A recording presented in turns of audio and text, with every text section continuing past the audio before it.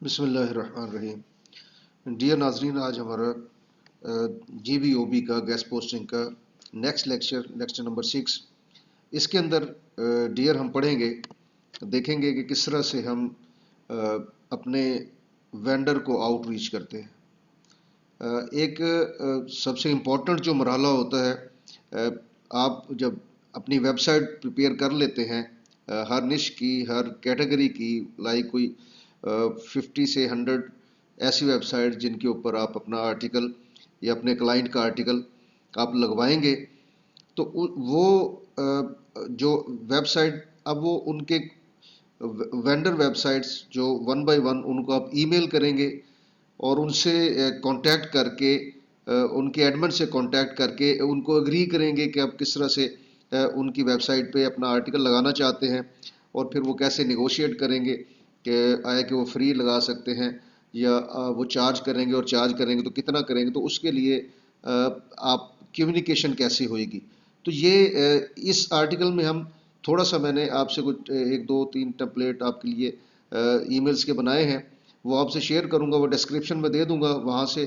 क्योंकि सबसे बड़ा इशू ये होता है कि हमारे जो लोग हैं, जो पाकिस्तानी हैं, ख़ास तौर पे कम पढ़े लिखे, इंग्लिश का थोड़ा इशू आता है, तो यहाँ पे मैं टेम्पलेट्स डिस्क्रिप्शन में दूंगा, एज इट इज़ वहाँ से उठाएं।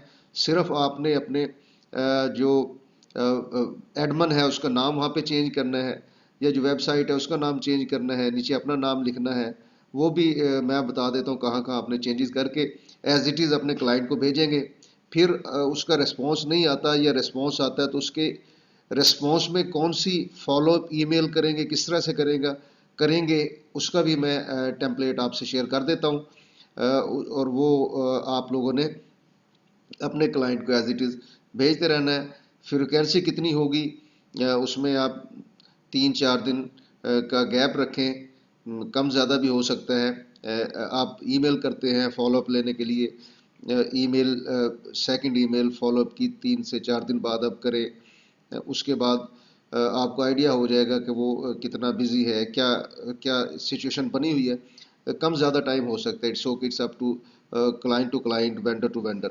एनी हाउ, इसमें ये भी हम आगे जाके डिस्कस करेंगे उनको आप कैसे फिर अपनी ईमेल्स का ट्रैक रिकॉर्ड कैसे रखेंगे, और हर क्लाइंट की किस तरह से अपनी एक प्रोफाइल बना के, एक फोल्डर बना के उसको किस तरह से लेके आप चलेंगे, और फ्यूचर में भी वो आपके रैकरिंग क्लाइंट्स, कस्टमर्स और रैकरिंग वेंडर्स होंगे जिनके ऊपर आप काम कर रहे होंगे वेबसाइट्स के ऊपर, तो आपको फ्यूचर में भी वो हेल्पफुल होंगे और वो प्रेसिडेंट्स के तौर पे आपके यूज़ हो रहे होंगे। तो चलते हैं। मैं सिंपल आपको जस्ट आपको बता दूं, यहाँ पे मैंने आपके लिए ये कुछ इस तरह से, ये जो ऊपर रेड कलर में लिखा हुआ है, ये जस्ट ईमेल टेम्पलेट, ये नहीं आपने लिखना कि ये भी इसी तरह एज इट इज लिखा रहे, इसको उड़ा देना है। यहाँ पे हाय नेम, सपोज जॉन कैमरी उसका नाम है, सपोज यहाँ पे उसका नाम आ गया। डूइंग वेल, इसी रहना, I would like to great idea for the post of this लिख के यहाँ पे do well on blog name, यहाँ पे ये ब्लॉग नेम जो उसका है, या वेबसाइट नेम, यहाँ पे ब्लॉग नेम भी हो सकता है, उसकी वेबसाइट भी हो सकती है जिसपे आप अपना क्लाइंट का आर्टिकल लगवा रहे हैं। तो यहाँ पे वो आप ये जो ब्रैकेट के अंदर लिखा हुआ है यहाँ पे वो लिख देंगे, और उसके बाद फिर ये एज इट इज़ लिखा रहेगा, और इसी तरह लिख दें। उसके बाद जस्ट यहाँ पे आप बताएं कि मैंने कुछ, अगर आपने ऑलरेडी किसी वेंडर के साथ काम किया है, तो यहाँ पे वेबसाइट का या ब्लॉग का नाम यहाँ पे 1 2 3 आपने किए हैं काम, तो यहाँ पे लिखेंगे। अगर नहीं किया तो ये इसको उड़ा देंगे, यहाँ से ये आप चीज़ उड़ा देना, सिंपल, बल्कि ये यही लाइन ही उड़ा देना। और अगर कुछ लोगों के साथ आपका कांटेक्ट है, कुछ के साथ ऑलरेडी किया, तो यहाँ पे नीचे रेफरेंस के तौर पे ये ब्लॉग 1 2 3 यहाँ पे कर दीजिएगा। अगर नहीं है तो ये सिंपल उड़ा दीजिएगा। और बाकी let me know if you are interested, ये लिख के ये लिख रहने दें, ये सारी चीज़ें एज इट इज़ रहे, और यहाँ पे अपना नाम। और अगर आप व्हाट्सएप नंबर या उस तरह से कोई अपना लिंक्डइन या इंस्टाग्राम का कोई नंबर अपना रेफरेंस देना चाहते हैं, नंबर देना जिस पे वो कांटेक्ट कर सके अदर देन ईमेल, अदरवाइज तो ये बेहतर तरीका है कि ईमेल टू ईमेल ही आप कांटेक्ट करें।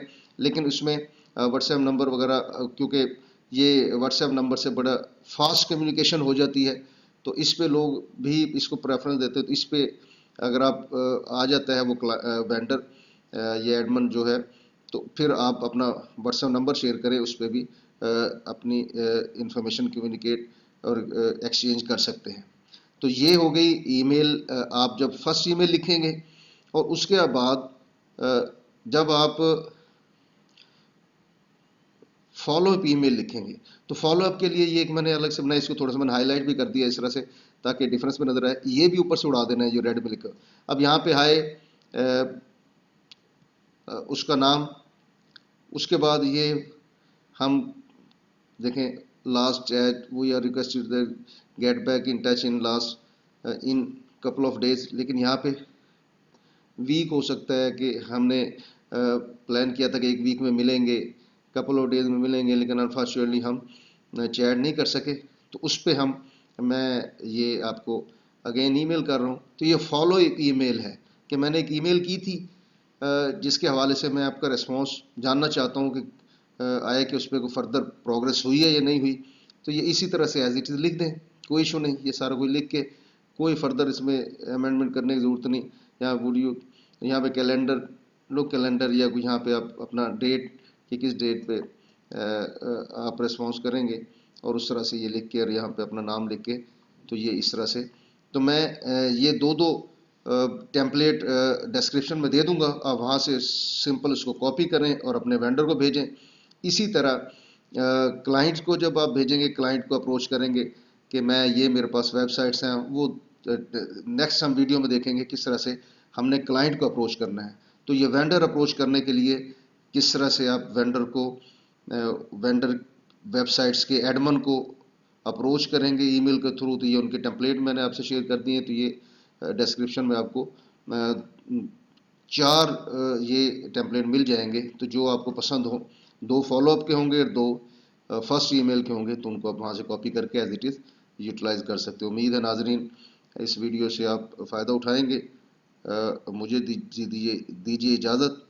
नेक्स्ट वीडियो तक इंशाल्लाह अपना बहुत सारा ख्याल रखिएगा। फिर मिलते हैं। टिल देन खुदा हाफिज़।